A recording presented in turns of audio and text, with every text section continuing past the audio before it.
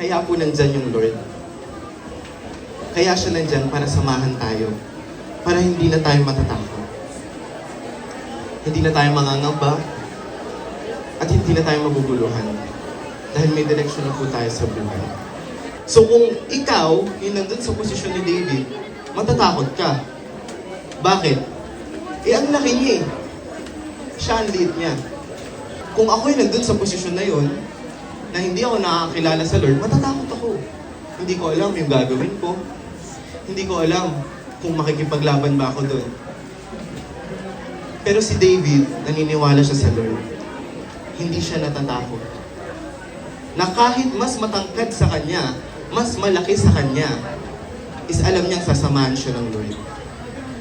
So ano pong nangyari nung naglaban sila? Sino pong nanalo? So si David. Bakit? So sige, tatanungin ko kayo, bakit? Dahil kasama niya ang Lord. Kasama niya ang Panginoon. Kaya kahit gaano man kalaki si Goliath, kahit gaano man siya katapang, is hindi mananalo yun. Kasi kasama ni David ang Lord. Amen po? Sige, palakpakan po natin ang Diyos. Panginoong Hesukristo, pumasok ka sa puso ko.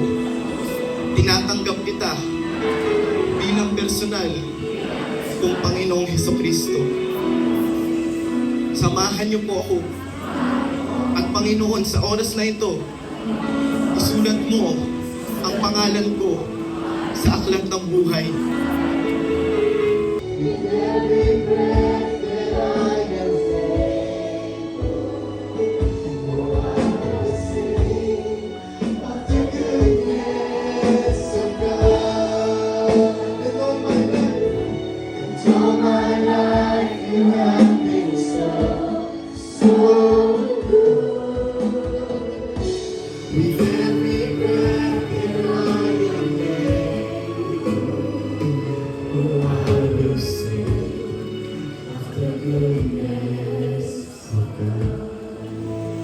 tanggalin mo yung takot sa mga puso ng bawat estudyante at bawat guro.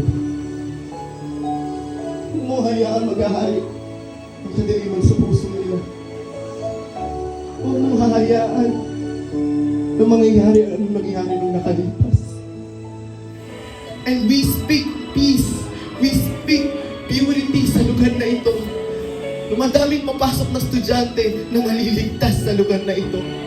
Maraming papasok na hindi nila inaalala kung anong mangyayari. Madaming papasok na hindi na sila matatakot. Madaming pasok na hindi na sila mahihirapan. And San Jose National High School is for Jesus.